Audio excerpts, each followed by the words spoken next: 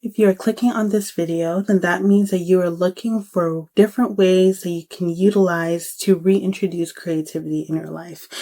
And to begin with, I want to say a huge congratulations for making this decision, especially in this world that we live in right now, where creativity is not really encouraged still, but we are encouraged to hustle and hustle only, and that's it. So I'm very proud of you guys for making that decision to further your own creative ideation, creative lifestyle.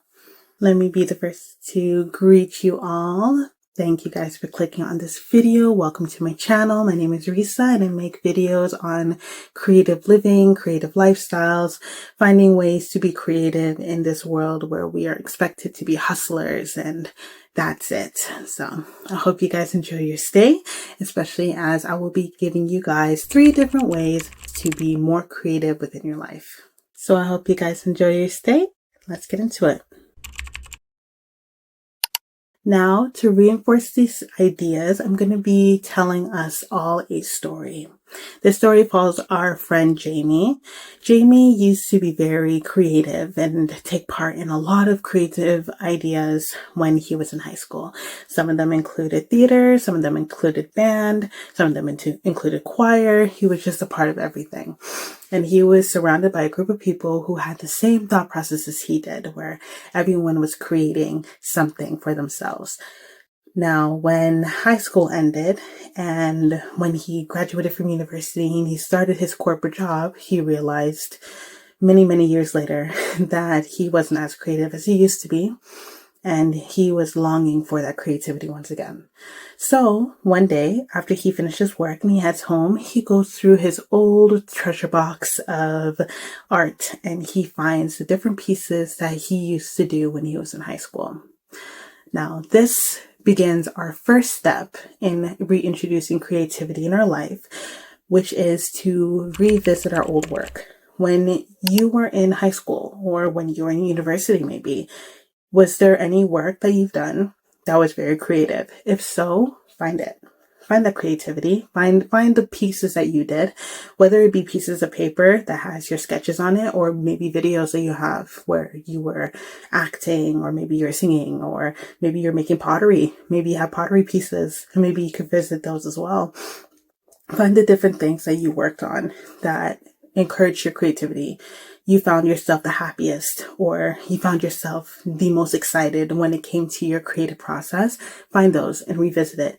See if you can re-spark that creative excitement all over again. And I think that's really encouraging, especially when it comes to that feeling of melancholy or that just feeling of reminiscence. When you look at old photographs of yourself when you were younger, or family members when you were younger, there's that feeling that you get when you reminisce over the time that passed.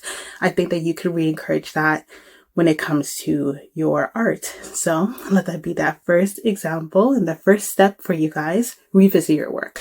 Continuing on with our friend Jamie. Jamie just went through his treasure box to look at all the different things that he did when he was in high school. And after he finished revisiting it, he decided that he wanted to go on a short little walk because it was nice and cool outside. The sun hadn't entirely set yet, so there was still enough sunshine outside so he could still see. So he puts on his clothes, he goes on a walk, and he just goes a leisurely walk. It wasn't anything too serious. But he noticed that when he was walking, he was paying extra attention to the mothers that were pushing strollers, or the mothers and their husbands with their children, or people with their dogs just walking their dogs outside, or couples just leisurely walking, elderly people leisurely walking together. And he was noticing how these different stories started popping in his head for each individual that was walking by. He really enjoyed these ideas and he started to type them out on his phone as he continued his walk, 15 minutes, let's say, across the street around his block, until he got home and he tried to put them back onto paper. This introduces our second idea, which is to find the creativity within the mundane. Find inspiration in the mundane. When you are doing a mundane task, let's say you are drinking tea. I love tea, so that's my example. But let's say you're drinking tea. You're drinking tea as an artist, as a visual artist.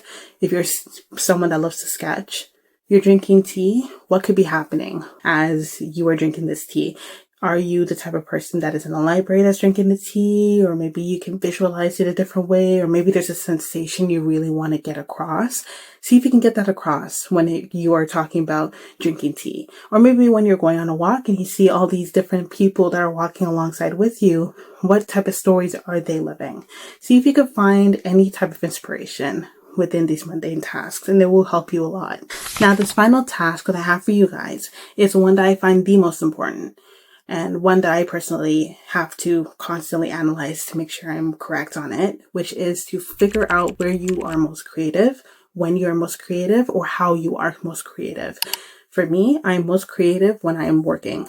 So if I find myself at my job, I have to have a pen and paper with me because I cannot write it on my phone. Not because of work, but because I just can't do it. So I have to have a pen and paper with me because for some reason, whenever I'm working, that's when my ideas go through. My mother is different. My mother, she needs to be taking a shower. And when she's taking a shower, that's when her creative thoughts go through. Like, everyone has a different spot. Some spots encourage more creativity than others. I want you guys to find it. Figure out what that is. And during days within the week, find yourself in that creative spot and let yourself fully engage with that spot so you can become more creative over and over again until you can just create more works that you're proud of. Well, there you guys have it. My phone died, so that's why we're in this situation. This is why our camera is a certain way. But again, I would just like to reiterate that our 3 thought processes that we need to have, the 3 steps that we have from this video, is that we first need to find our old works, find those, look at them, examine them, deeply dissect them, see what your mindset was when you were doing those.